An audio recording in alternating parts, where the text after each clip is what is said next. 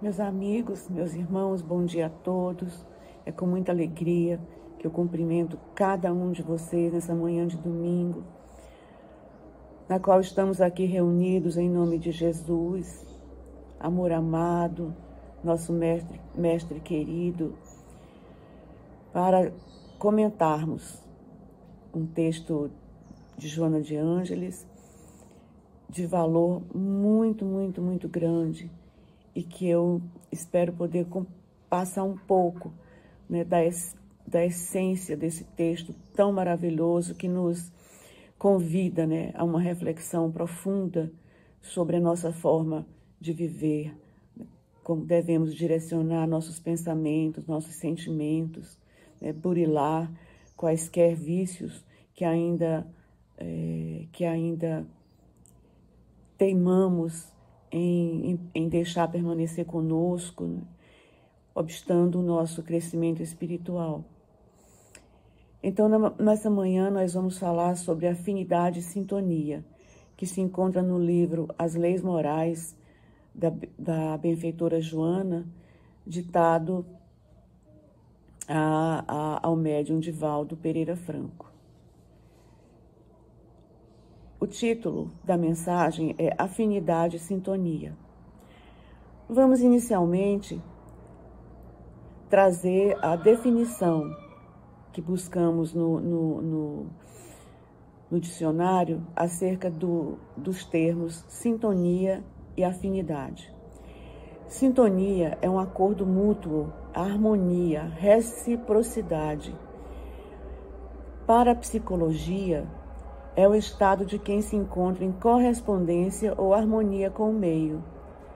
Já a eletrônica nos diz que, por meio da sintonia, fica estabelecida a condição de um circuito mental ou psíquico cuja frequência de oscilação é igual a outro circuito mental.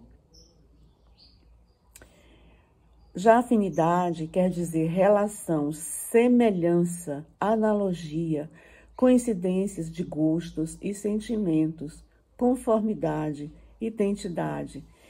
Então, primeiro, nós nos sintonizamos para depois nos afinizarmos. É quando se estabelece a semelhança, né, de sentimentos, de gostos. Então, existe a atração de energias mentais sutis entre diversas individualidades, estabelecendo um grau de conformidade e de relação afins.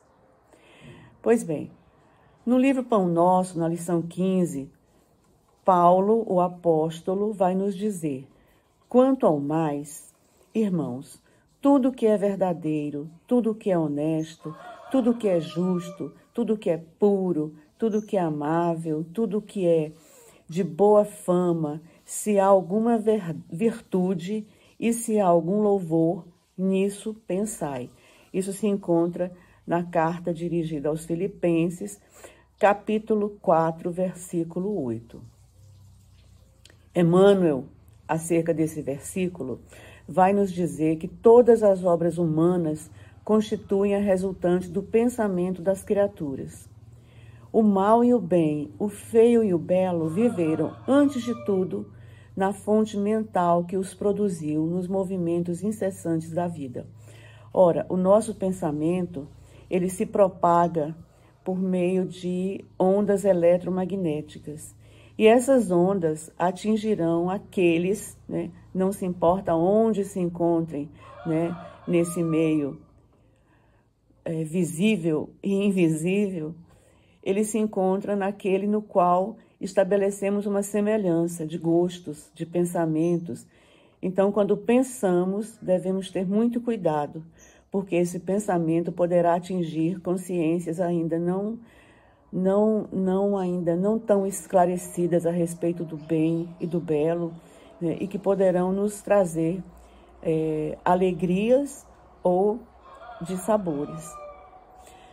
Joana, nesse livro As Leis Morais, ela diz que se utilizou da 29ª edição do livro de O Livro dos Espíritos, publicado pela FEB, no qual ela retirou dali, né, o material contido nas 11 leis morais ali estabelecidas.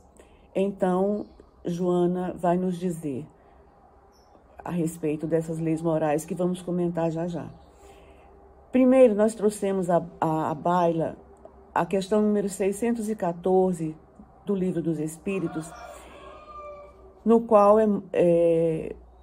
Kardec perguntou aos espíritos: o que se deve entender por lei natural?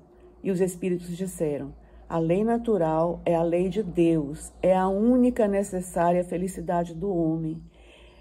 Ela lhe indica o que ele deve fazer ou não fazer, e ele só se torna infeliz porque dela se afasta. Prosseguindo, na questão 615, Kardec perguntou: a lei de Deus é eterna? E eles disseram: é eterna e imutável, como o próprio Deus. Na questão 616, Kardec perguntou: Deus teria prescrito aos homens, numa época, aquilo que lhes proibiria em outra? E os espíritos disseram: Deus não se engana. Os homens é que são obrigados a modificar as suas leis, que são imperfeitas. Mas as leis de Deus são perfeitas. A harmonia que regula o universo material e o universo moral se funda nas leis que Deus estabeleceu por toda a eternidade. As leis de Deus, portanto, elas não se modificam em qualquer época. Na questão 617, Kardec perguntou: o que as leis divinas abrangem? Referem-se a mais do que a conduta moral? E eles disseram: todas as leis da natureza são leis divinas, pois Deus é o autor de todas as coisas. O sábio estuda as leis da matéria. O homem de bem, que nós sabemos, que está dito lá no Evangelho segundo o Espiritismo, no capítulo 17, que o homem de bem é aquele que segue a lei de justiça, de amor e de caridade. Então, prosseguindo, os espíritos continuaram a dizer: o sábio estuda as leis da matéria, o homem de bem as da alma e as segue. Continuando na questão 617A, Kardec perguntou: é dado ao homem aprofundar umas e outras, ou seja, as leis da matéria e as da alma? E eles disseram: sim, mas uma só existência não lhe é suficiente para isso. E aí Kardec faz um comentário, que de fato, alguns anos seria um espaço de tempo muito curto, não é? Para que pudéssemos assimilar tudo isso. Mas a longa existência, né,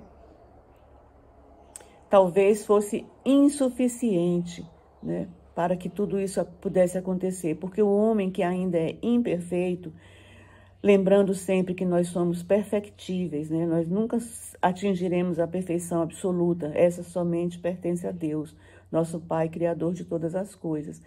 Mas então Kardec diz que uma existência é pouco para que pudéssemos assimilar toda a verdade contida, né, nas leis divinas, mas que a gente vai paulatinamente, existência após existência, né, aprendendo as verdades contidas nas leis morais. Então, entre as leis divinas, umas regulam o movimento e as relações da matéria bruta. São as leis físicas. Seu estudo pertence ao domínio da ciência. As outras concernem especialmente ao homem e às suas relações com Deus e com os seus semelhantes. Então, compreendem as regras da vida do corpo e as vidas da alma. Essas são as leis morais. Então, Deus proporcionou a todos os homens os meios de conhecer a sua lei, e os espíritos disseram, na questão 619, todos podem conhecê-la, mas nem todos a compreendem. Os que melhor compreendem são os homens de bem, aqueles lá que os espíritos disseram, né, que praticam a lei de justiça e caridade. e os que desejam pesquisá-la. Não obstante, todos um dia a compreenderão, porque é necessário que o progresso se realize. Então, Deus tem paciência, né? Ele não estabeleceu limite para que nós possamos, né, compreender as suas leis, a sua vontade. Não, ele tem paciência e didaticamente, né, vai esperando que nós, por meio da dor, muitas vezes, né, do sofrimento, nós nos cansemos. Como disse o apóstolo Paulo, um dia nós vamos cansar de sofrer, né, de sentir dor e vamos passar a apreciar o bem e o belo. Então Deus não tem pressa e ele vai nos deixando, né, que com o tempo nós passemos a compreender, né, a essência dessas leis, porque é do progresso, é da lei do progresso, né, que a gente um dia, né, possa fazer essa ascensão aos planos mais elevados, né, da vida. E na questão 621, Kardec pergunta: onde está escrita a lei de Deus? E eles responderam: na consciência. Portanto, nós já trazemos dentro de nós, e de maneira imanente, né, as leis de Deus. E um dia passaremos a praticá-la na sua completude, porque é da lei que um dia nos tornemos puros. Um dia todos nós atingiremos a angelitude. E na questão 625, por fim, Kardec pergunta: qual o tipo mais perfeito que Deus ofereceu ao homem para lhe servir de guia e modelo? E eles responderam: vede Jesus, nosso mestre, não é? Nosso modelo e guia, aquele que nos leva até ao Pai, porque ele trouxe, ele diz que não veio para derrogar as leis, né, já trazida anteriormente por outros que o precederam, Moisés e tantos outros profetas, Isaías, Jeremias, tantos que ele enviou para que trouxessem essas leis, né, divinas, as leis naturais, mas nós não aceitamos de maneira integral e vimos nessa longa jornada evolutiva, né, caindo e levantando. Então, Joana vai nos dizer que as leis morais são de todos os tempos, né? Porque são estabelecidas pelo Supremo Pai. Elas são invioláveis, porque elas constituem o roteiro perfeito para a nossa felicidade, né? Só atingiremos a angelitude quando praticarmos efetivamente essas leis divinas, a lei divina, melhor dizendo, né? A lei divina ou natural, a lei de Deus. Então, elas são reveladas através de todos os tempos. Vimos, né? Se olharmos lá no Velho Testamento, né? Na Torá, na lei judaica, quantos profetas vieram, né? Que foram trazidos até nós por Jesus para que nos falasse dessa lei divina. Então, nós temos Moisés, nós podemos ver Daniel, Ezequiel, Jeremias, Isaías, né, Oséias, mas nós, renitentemente, né, teimamos em praticar muitas vezes as leis dos homens, que são imperfeitas. Mas a lei de Deus, elas são invioláveis, né? Então,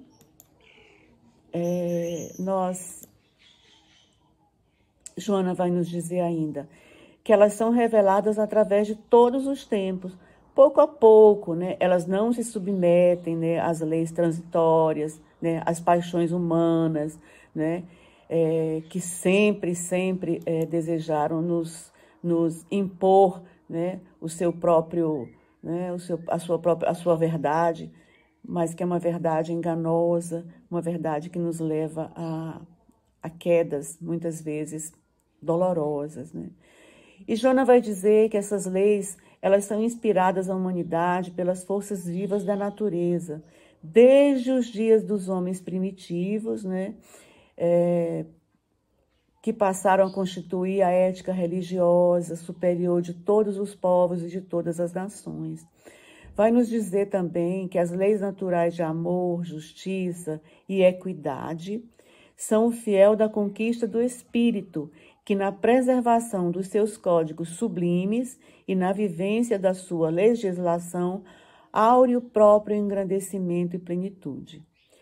Porém, o desacato, a desobediência, né, aos seus códigos, né, ou seja, aquilo que está prescrito na lei divina ou natural, elas levam ao sofrimento e ao desalinho daquele que infringe essas leis e que, de alguma forma, né, esse que infrator consegue fugir ao reajuste produzido pela rebeldia ou pela insânia de que se faz portador. Engano, puro engano, né? De nenhuma maneira nós conseguimos fugir ao reajuste da lei. Nós pensamos que deixando para mais tarde, né, que praticando aquilo que nos causa prazer, que nos causa essa falsa sensação de bem viver, a gente está vivendo em paz. Não, a gente não está. Porque a gente pensa que infringe essa lei divina, natural, que é a lei que nos traz paz, que nos traz harmonia, né? Felicidade verdadeira, a felicidade do mundo, aquele que nos causa prazer, é uma felicidade enganosa. A gente pensa, portanto, né, que engana, né, ao Criador. A gente engana tão somente a si mesmo, né? Então, Joana diz que os profetas, os legisladores, os sábios têm sido os maleáveis instrumentos de que se utilizou o Pai amantíssimo através dos tempos. Então, nós vamos ver Sócrates, Platão, Lao Tse, Buda, tantos que vieram e nos falaram, né, a respeito da lei divina, né? Mas a gente tem teimado em praticar tão somente, muitas vezes, bastas vezes, as leis humanas, que são falhas, né? E que a gente sabe que só nos causam muita dor, na maioria das vezes, né?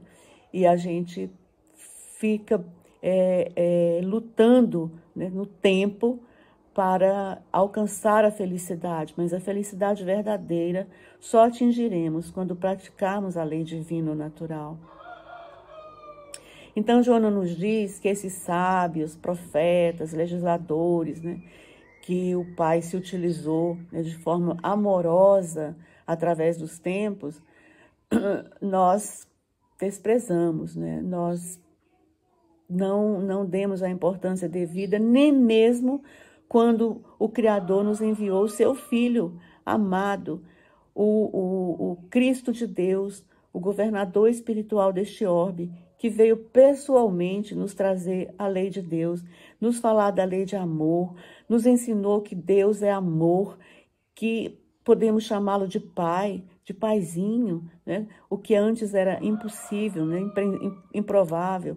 A gente imaginava um Deus rancoroso, um Deus vingativo, um Deus que, né, tivesse as qualidades humanas. Mas não, Jesus veio dizer que Deus é puro amor e que Deus não pune, que Deus não impõe castigos e que nós sofremos porque ainda nos enganamos com relação à aplicação dessa lei divina, não é? Então Jesus, Joana diz, foi o protótipo da misericórdia, o tipo mais perfeito que Deus tem oferecido ao homem para lhe servir de guia e modelo, o próprio Rei Solar. Então, vivendo em toda pujança as leis morais, Jesus praticou na sua inteireza, na sua plenitude, a lei divina ou natural. E ele dela falou aos homens daquela época e nos deixou por meio dos seus discípulos, né?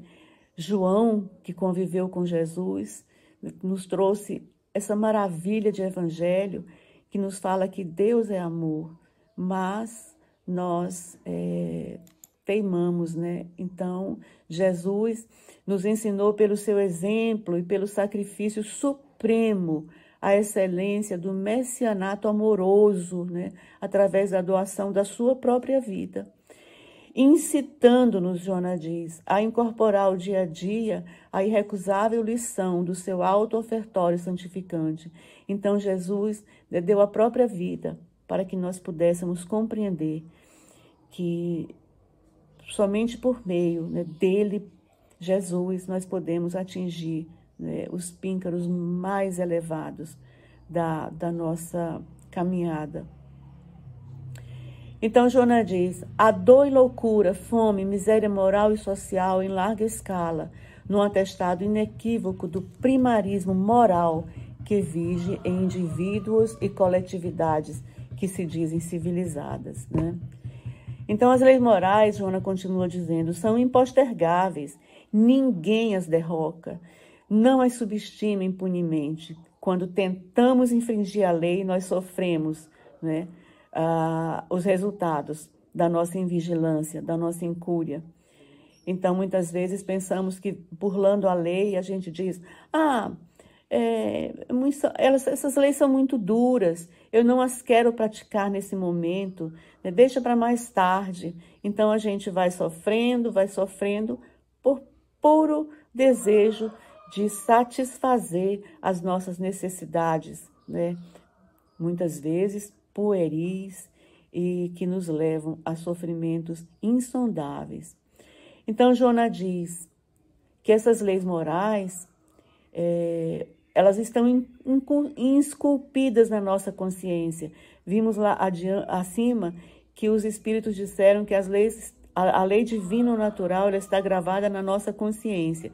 Então, nós sabemos, nós trazemos dentro de nós essa consciência, né? Essa verdade dentro de nós que nos diz que nós estamos errando ou acertando. Cabendo a cada um de nós continuar praticando o erro, né? Ou enxergando que somente por meio, né, da aplicação da lei divina é que nós podemos atingir essa tão esperada felicidade, não é? Então, Joana diz, mesmo o bruto sente, né, essa lei em forma de impulsos, né, da inteligência, mas que essas leis, elas são imutáveis, são as leis da vida. Então, mesmo o bruto sente essa lei divina dentro, né, ainda de forma tão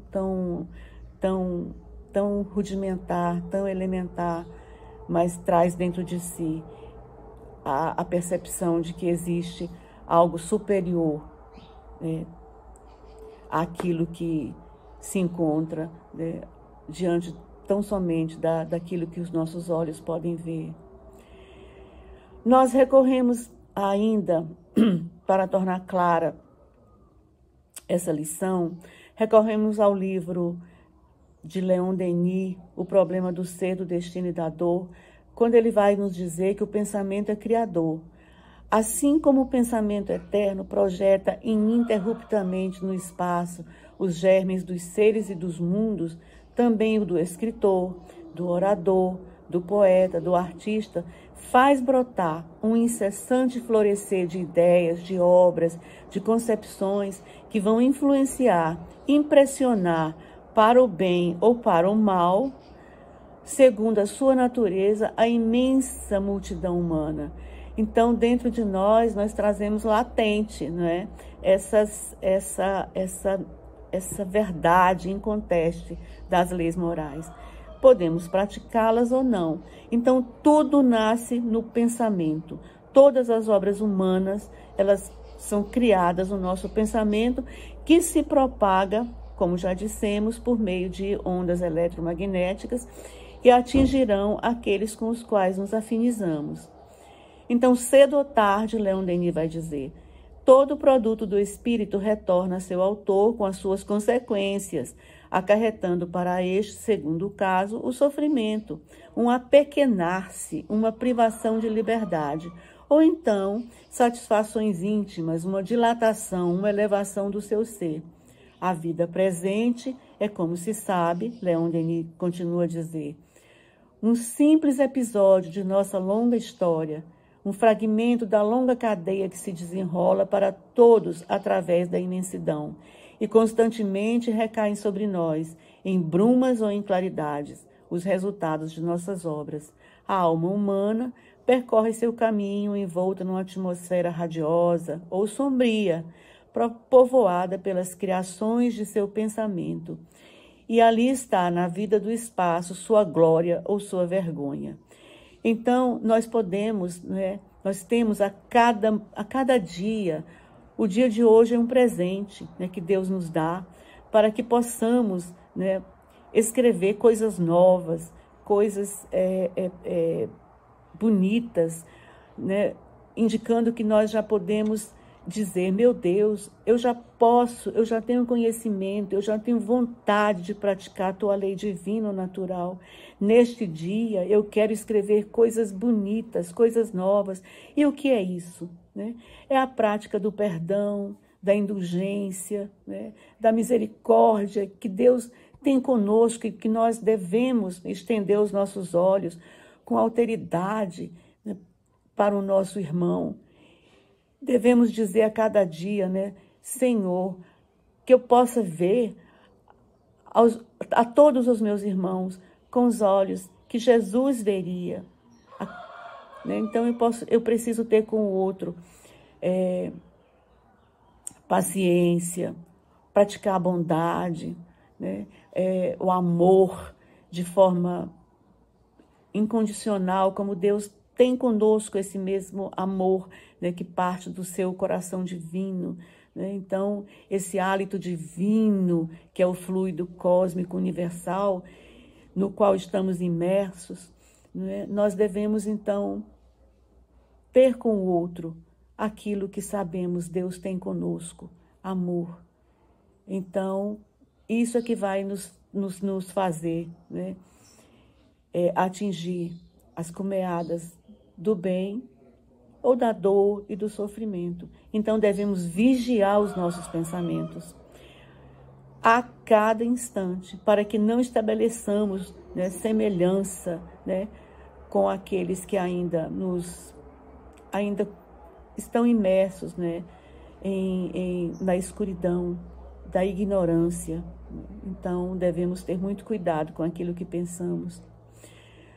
Então, nesse livro, As Leis Morais, a lição número 18, Afinidade e Sintonia, Joana vai nos chamar a atenção para a necessidade de vigiarmos os nossos pensamentos. Buscamos, então, uma breve lição contida no livro Nos Domínios da Mediunidade, do Espírito André Luiz, ditado a Francisco Cândido Xavier, onde André Luiz vai nos dizer que, emitindo uma ideia, passamos a refletir as que se lhe assemelham. Então, nós nos ligamos com aqueles que pensamos como nós. Então, se nós pensamos no bem, nós vamos nos sintonizar e depois nos afinizarmos com aqueles que pensam no bem, que querem o bem, que praticam a lei divina ou natural e que vão nos inspirar bons pensamentos, bons sentimentos, vão nos dizer que nós devemos olhar os outros com os olhos que Jesus olharia. Nós vamos olhar a natureza com olhos de amor. A gente vai a cada instante olhar tudo que está ao nosso redor e descobrir que nós ainda não tínhamos visto esse ou aquele detalhe. Nós vamos encontrar Deus na natureza, naquilo das coisas tão pequenas. Einstein nos diz que a religião a religião não é aquela praticada pelos homens, mas é aquela da alma, Deus não é o Deus que os outros falam, é o Deus que está dentro de mim e que me fala que tudo é amor. Então, André Luiz vai dizer que essa ideia que para logo se corporifica com intensidade correspondente à nossa insistência em sustentá-la, mantendo-nos assim espontaneamente em comunicação com todos os que nos exposem o modo de sentir. Então, tenhamos cuidado com aquilo que pensamos, porque esse pensamento pode se conectar com outro pensamento, se cristalizar muitas vezes e a gente perder longo tempo da nossa existência no erro, né? Na dor, no sofrimento. Então, ou, né, naquilo que podemos ver no livro Renúncia, né?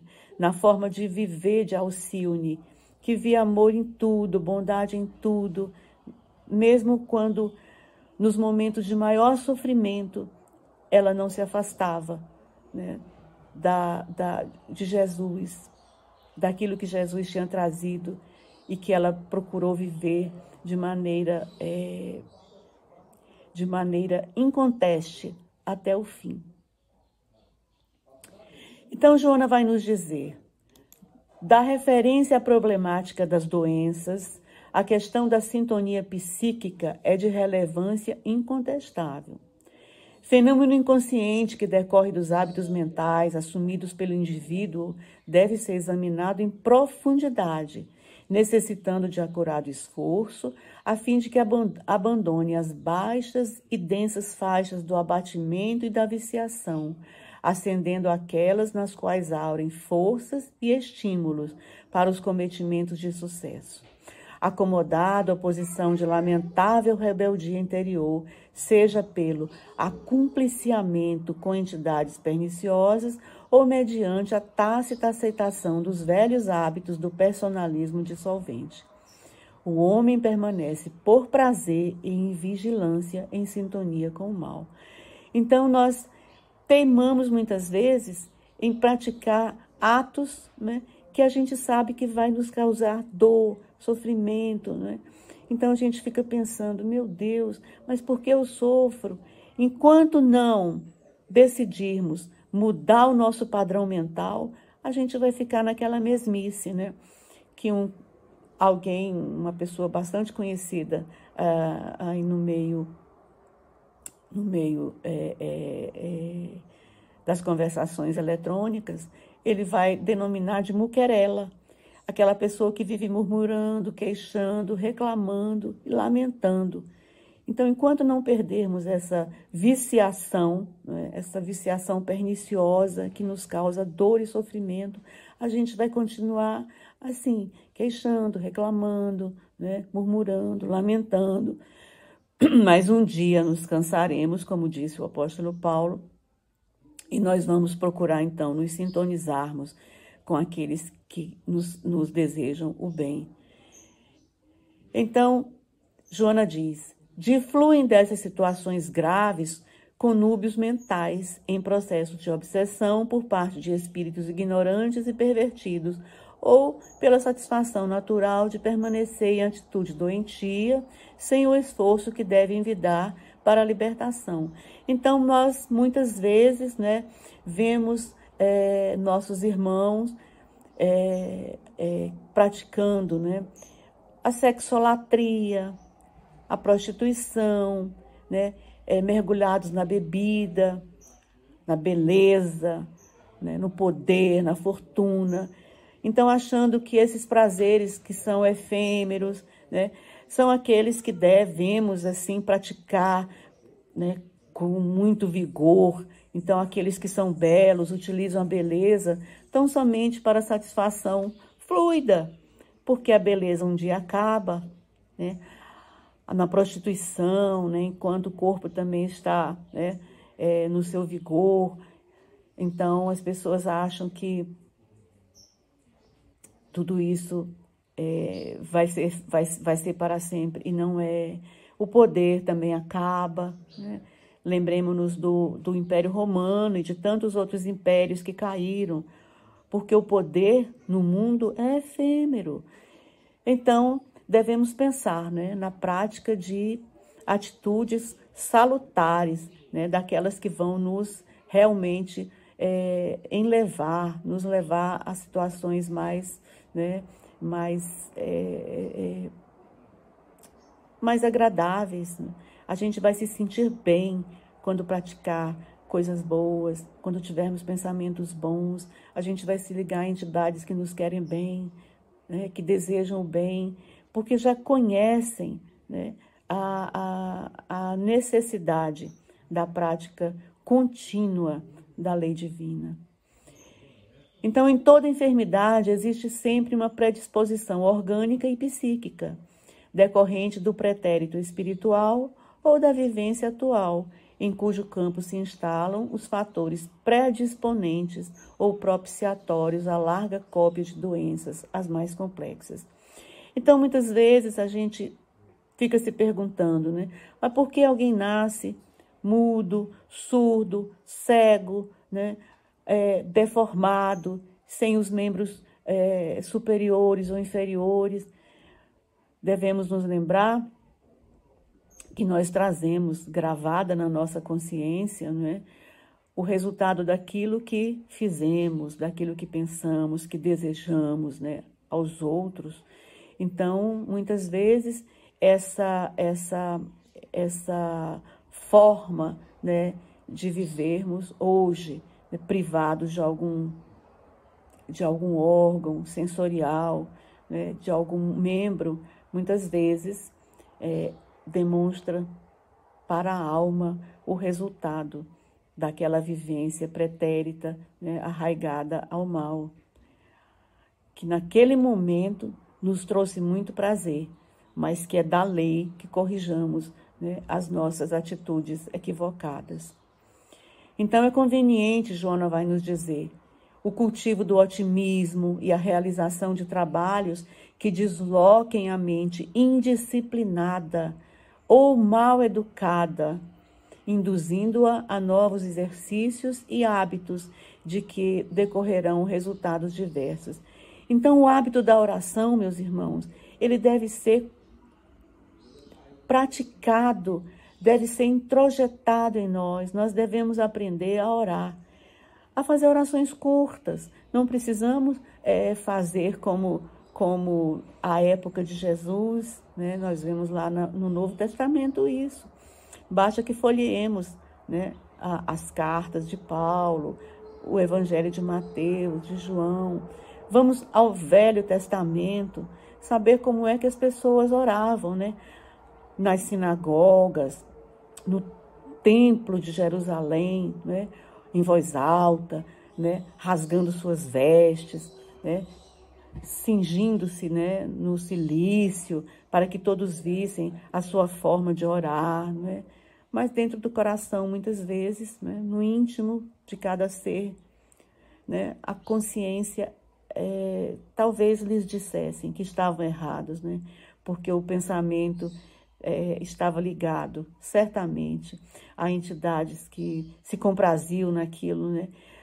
Lembrando que muitas vezes, quando nós estamos assim imersos em pensamentos, né, malfazejos, outros com os quais nos ligamos riem de nós, né?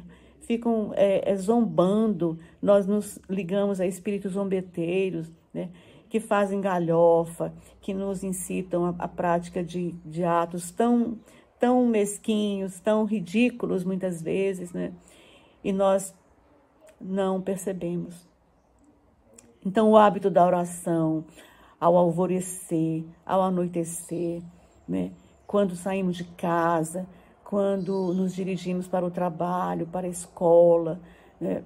Para a nossa caminhada matinal ou vespertina, né? Pedir sempre a Deus que nos dê companhias boas, né? Que a gente possa olhar a natureza com olhos amorosos, né? Sabendo que tudo é criação de Deus, que foi deixado à nossa disposição para o nosso, né, deleite. Então, o hábito da oração é muito importante para que nos liguemos a entidades venerandas, né, boas. E com essa prática, né, paulatina, silenciosa, né, e determinada, nós nos ligaremos, com certeza, àqueles que nos querem bem, que nos aconselham para o bem. E assim a gente vai descobrindo que a felicidade, né, está dentro de nós. Então, André Luiz, novamente, no livro Nos Domínios da Mediunidade, vai nos dizer que a mente centralizada na oração pode ser comparada a uma flor estelar, aberta ante o infinito, absorvendo-lhe o orvalho nutriente de vida e luz. Então, é na mente, meus irmãos, que nós criamos todas as formas de bem viver ou não. Então, procuremos pensar com quem queremos, né, conviver e mudemos a nossa forma de pensar. Afinas, Joana vai nos dizer, com que sintonizas, estás com quem ou com o que preferes. Cada ser nutre-se nos redutos mentais em que localiza as aspirações. Em consequência, os que aspiram fluidos deletérios da irritação constante, da sistemática indiferença ou da prevenção contumaz, perturbam-se, arrojando-se ao desequilíbrio ou intoxicam-se interiormente, dando origem e curso a distonias nervosas que culminam com a loucura ou as aberrações de outra natureza. Então, quando a gente se liga pelo pensamento malfazejo, né, com aqueles que não nos querem bem, eles se divertem, eles se comprazem com a nossa dor, com o nosso sofrimento, e nós não percebemos. Então, a gente leva muito tempo, muitas vezes, né, chafurdando no erro, né, praticando atitudes indevidas que a gente considera certas, né, mas que somente a dor, quando vai nos ferindo, a gente vai, é como se tivesse um prego cravado dentro de nós, causando-nos dor, é que a gente vai parar, né, muitas vezes, e pensar somente aí, a partir daí, quando se instala a dor, né, e que a gente já está beirando o sofrimento, é que a gente pensa, meu Deus, o que é que eu estou fazendo, né, da minha vida? E a gente deseja mudar e começa a praticar hábitos salutares, né, pensamentos mais limpos, mas nós devemos pensar que, embora Deus não tenha pressa, né, nós devemos ter, sim, desejo de abreviar, né, essa nossa jornada calcada só em dor, né, só em atitudes que nos causam desprazer. Por que não querer, né, praticar atos saudáveis, né? Então, a gente começa, né, a dizer, não é assim que eu quero viver de modo diferente. E aí a gente passa, né, a mudar o padrão mental e as companhias espirituais mudam também. Então, Joana diz, enxameiam por toda parte aqueles que falam sobre o sofrimento e as doenças, dizendo-se desejosos de superá-los, vencê-los, sem que, contudo, se imponham as condições exigíveis do esforço e da perseverança nos propósitos salutares que lhes são inusitados. Preferem o retorno à situação primitiva e a fuga espetacular através da lamentação, ao combate profícuo, insistente, reagindo às forças infelizes para sair das faixas vibratórias em que se detém, de modo a granjearem os inapreciados valores da paz, da saúde, da harmonia. Toda a ascese decorre em clima de sacrifício, a renovação exige esforço. Então, nada acontece assim, de repente. Hoje eu estou sofrendo, amanhã eu já estou feliz, né? Não, a lei divina, ela impõe sacrifícios. Não é fácil praticar as leis, a lei divina natural. Ela impõe a necessidade, né, de convivermos com os outros em clima de paz, de harmonia. A gente precisa olhar os outros com os olhos que Jesus olha a cada um de nós. Então, não nos esqueçamos que Jesus disse que nós devemos fazer aos outros aquilo que gostaríamos que os outros fizessem para nós. Então, o que nós gostaríamos que os outros fizessem? Os outros olhassem para nós com amor, com mansuetude, que nos perdoassem as ofensas, né? Que tivessem conosco, né, paciência, comiseração. Então, quando nós tivermos em nós o desejo de fazer isso aos outros, nós estaremos começando a praticar a lei divina natural, né, na sua inteireza. Então, a liberdade propõe disciplina. A ascensão às vibrações superiores impõe largo estipêndio, né? Largo, nós só receberemos pagamento, né?